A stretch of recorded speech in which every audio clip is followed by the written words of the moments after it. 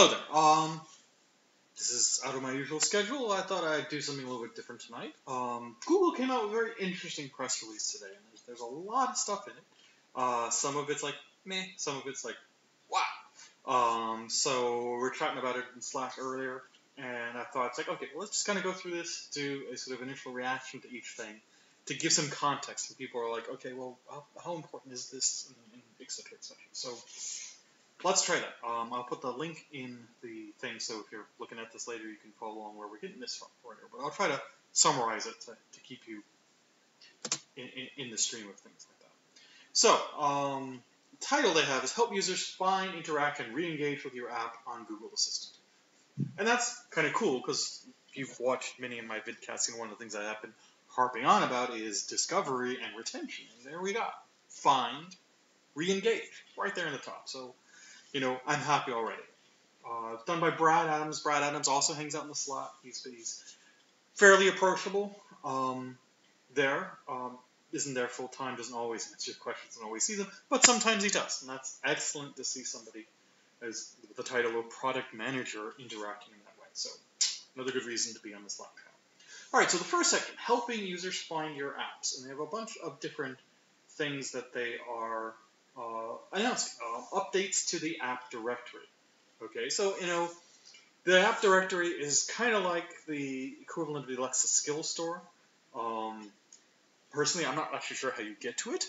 I know how to list things in it because I've produced agents on Google Home, but I haven't really consumed them much. So I know there's a directory there somewhere, and it's got stuff in it. I just don't know quite how it is. So, again, the stuff they have there is, I'm like, well, okay, I hope that it's good for the users. It's not entirely certain how good it will be. I know that on Alexa, most of users find out about skills through the companion app. Not sure where they find them out from on Google Home. If it's this, any improvement here is good. So one of the things they're talking about is sort of autocomplete for searching, which is nice because if you just get the start of it, you can kind of remember. It prompts you with the rest. It's kind of handy working like announce something. So it's a fairly standard thing, but great. New subcategories. Okay.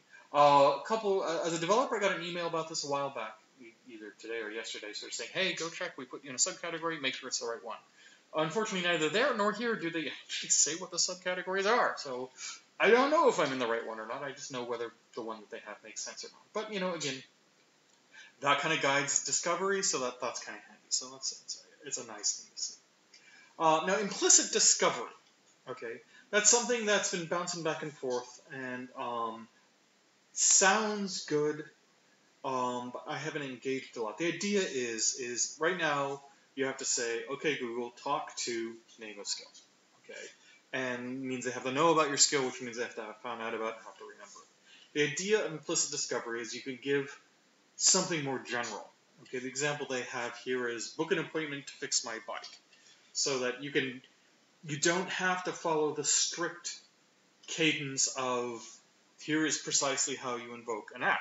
Okay, that you can have something more general, and Google will work out which app you want. Now, that's great. It sounds good. People have been begging for this on Amazon because it's kind of a bit of a bar to get to your skills like this.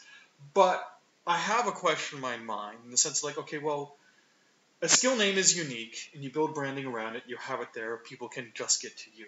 Once you start going away from that and you want people just by random be able to find you without actually knowing they were looking for you by a topical thing, you get to the point where you are now in competition. Well, if two people have the same skill, they're going to want it to be discovered the same way, and if they both pick those words, is Google going to let them both pick the words? It starts getting fuzzy. Or you have a skill, it's like I have 6 swords, it's a fantasy adventure game.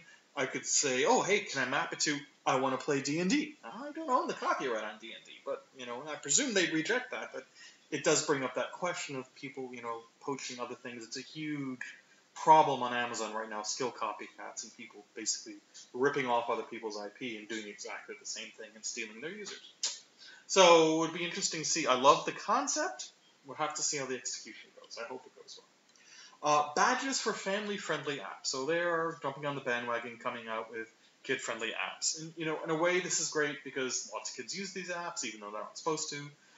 Branding it specifically for families, I'm not sure it's going to help them find things. I'm not sure it's not. Maybe in the run-up to Christmas, if Google put a lot of marketing behind this, that'll be a handy thing. I mean, I'm not really sure people have it in their minds that it's not suitable for kids. I mean, people really don't know what this is, and they wouldn't really have much of an idea. Six Swords actually ended up with a mature rating on Alexa for reasons that I'm still trying to work out. And hopefully it'll change soon. But I actually had a mom write to me and say, hey, my kid wants to play this. What's the deal with that?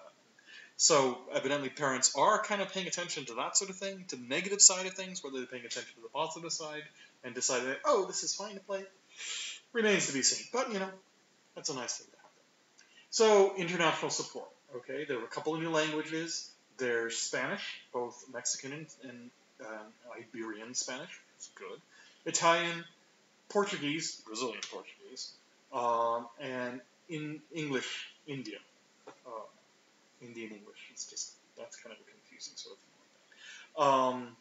Which is cool. All right, it's nice to see more languages. That's great for people doing stuff like that. For me, I'm kind of like, that would be nice, but I can't even make money on these apps. I can't afford to translate them, because if I could translate them and spend money, I'd have more users, but I still wouldn't have any money. For small apps, that's great. For really big apps, like Six Swords is changing all the time, so it's like, it's not even stable to translate. So I'm like, well, it's nice to see, but actually I'm pretty keen on Indian English, because I do have a constituency in India, and I did just convert my stuff to use Indian names in India, which is kind of fancy characters with, Pradesh, Pravarti, stuff like that. It's kind of fun. Okay, creating a more interactive user experience. This is their next major heading. So they have this speaker to phone transfer. It's the idea that you can hand off from it to the phone, which is nice. Okay, I haven't looked into see exactly what they mean by that. The transaction API I've talked about before, the monetization API that they have there now, does something like this. You set up all the transaction verbally, and then it moves over to the phone where they can privately confirm and enter things like that. So that's great. There's a lot of interesting utility for these things that you need a companion app for. So the fact that they're making the transition to the phone easy is good, but I need to dive in to see if that allows what the restrictions are on that, whether we can only transfer to their stuff, we can transfer to something that we've done, or what the flexibility is there to really assess how cool that is. But if you're thinking of going in the direction of a companion app, definitely pin to that. Build personalized apps. To create a more personal experience for users, you can now enable your app to remember select information and preferences. Okay, I can do that anyways with, saving things offline. Maybe they're letting you preserve state between sessions. That would be kind of interesting. A lot of people wanted that on Alexa. I'm meh, because I'm going to write it into a database anyway, so I'm good. Other people who are not as godlike programming skills or whatever, really want some hand there, and this sort of thing makes it easier for developers so they don't have to get into a database and stuff like that. If that's what that is, I'm not entirely sure. Better SSML. Well, that's kind of nice. I've been sort of requesting stridently some features that they're supportive SML, which they're not actually doing. I wanted the lang tag, but they're not doing that. But they are doing some things, which again is mostly catch up with Amazon. The prosody and emphasis and stuff like that so you can make things talk faster, or you can make things talk deeper and stuff like that, which is nice in theory, but if you play with them a bit, the voices are really tuned to exactly where they're set, and you speed them up and slow them down, they just really don't work. So that's kind of it's nice. The one thing that is interesting and does go past where Amazon is this par tag, which is not, I don't believe, is part of SSML. It's an extension to SSML. That the key thing they highlight there is allows you to play background music. Okay, that is not something that Amazon support in their implementation of SSML, and I think it's actually outside the SSML spec, but is a welcome feature nonetheless. Tailstreamer, which is the engine behind the Magic Door, has recently opened an API to do this sort of thing as well. So he's watching this pretty closely. But that's a pretty good service, and if you really like this feature and you want it on both platforms, that would be one way to get it, would be to use their service. But having it there on Google is pretty cool. So I'm happy about that. Cancel event. So this is just so you can say stop and you program gets a chance to say goodbye. Anything's kind of a standard how we interact with things is good. I mean, we've all been using exit and stop and stuff like that. So yeah, I guess it's the same. Now, here's the big one. The one that I think is the big one. Account linking in conversation. Okay. So account linking allows you to associate your agent with some outside authentication. Okay. And anything supporting the OAuth 2 standard, I think, supports, so that's fine. But also Google login, which is really good. So that's when you want your agent to be able to work with something else that you can log in and authenticate through. So it's absolutely critical if you want to do coordination between an outside service and your stuff there. The thing is, it's a pain in the neck. As soon as you're like, oh, I want to use this, and you have to go to the phone, you have to say, yes, I want to do this. No, I really do want to do this. And it takes you to somewhere else, and you have to log in with your username and password, all that sort of stuff, sometimes a couple of times, because it somehow doesn't work the first time, and it's a pain in the neck. And it's the first thing you have to do. So they've got two things here that are really important. One is you can do this by voice. Okay? You can say, hey, and I guess, it probably only works with Google, I would expect, but not entirely. Because I don't have I don't know, maybe I'm not. I'm getting warnings here, but it still seems to be, yes, it seemed to be rolling. Let's just go with it. So that's pretty cool. Okay, we can initiate it verbally, we can initiate it anytime. That is, I think, the biggest thing that I've seen in this announcement so far. So very excited about that. I can't use it yet. I will be using it as soon as I get to, you saw the cast before, the 3 stages for monetization. That's stage 3 where I actually start wanting to get money from them. But that will make that a lot easier when I get to that. User acquisition, user retention, that's still the biggest problem today. But let's move on. Re-engaging with your users. Retention. Okay. Daily updates. So this is kind of an interesting thing. On Alexa, we have flash briefings, which is basically an audio RSS feed, and you could subscribe to whatever ones you want, etc. They're kind of taking that concept and they're marrying it with your agent. Okay, so that when you're done with your agent or whenever you want, you can put out one of their little chiclet things, call them chips, saying that, oh, click this and you'll be signed up for the daily update. So I think what this means is that essentially every skill can optionally have like a flash briefing with it. And if the user so chooses, that can, when they're using the skill, can add that to their thing and they can get sort of updates. Okay, that is something that I can use right away. And I have my December 26th deadline that I have to get all my stuff out for. That I might put on. I'm trying to lock down features and not do more stuff. I just do testing, which of course is very hard for any developer. This is something I might want to slip in there because retention. I need to acquire the users and I need to keep them. If I can keep them up to date. Now I've already got a news feature, to let people know about updates because I go through continuous updates every week. That would be cool. So I am really looking forward to diving on that and finding more about it. Push notifications. Okay. Google created a way when they first demoed the home with push notifications. Everybody's saying, what? I totally missed it the first time. Somebody had to go back and show that somebody went there and it went ding. And she said, hey, Google, what are my messages? That was push notifications. And that to me was interesting because I'd always been saying they're never going to do push notifications. We all hate them on mobile and it's intrusive and what if you're not there, blah, blah, blah. But the whole idea of just making it go ding and then letting them query the notifications, I'm like, okay, yeah, that doesn't invade privacy. That's actually a good solution. Yeah, I can see that. But Amazon came out with it technically, Amazon came out and announced notifications.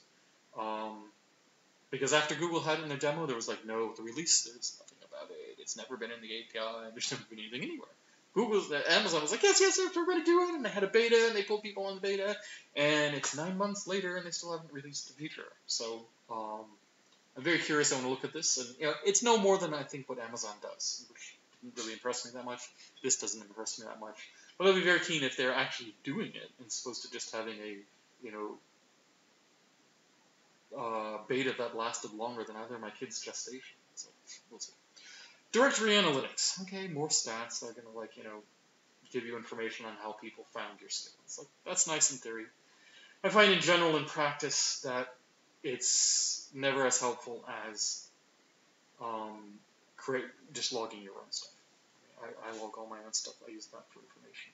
I find it better than any of the tools out there, and it keeps information private to me. Now, this is Google. They can have your information anyway, so it's not like it's a third party that you don't want to sell your information for profit without giving you a share of it, because Google's got it all. So, that's interesting. See how it goes. Okay, so that's the essence of the press release. A whole bunch of comments there, which was kind of interesting. But in general, the two big things, what I think are the two big things, is one is account linking, verbal account linking, anytime. Right? That's like a big one. I think it's really cool. Second thing I think that I'm most impressed with is this sort of daily briefing thing where you can like segue from your skill to that and have a chance of getting back to the people's. Okay, so I like those. They aid in different steps on the sort of, golden quest of making money and all of this. Definitely stuff to watch out for. Link to the press release. Go read it for yourself. Hopefully this will give you a clue as to what things might be relevant to what we really care about. Dive in those, find out about them. When I do my own diving and looking at it, anything particularly exciting, I'll come back and talk about it. All right. Other than that, have fun reading.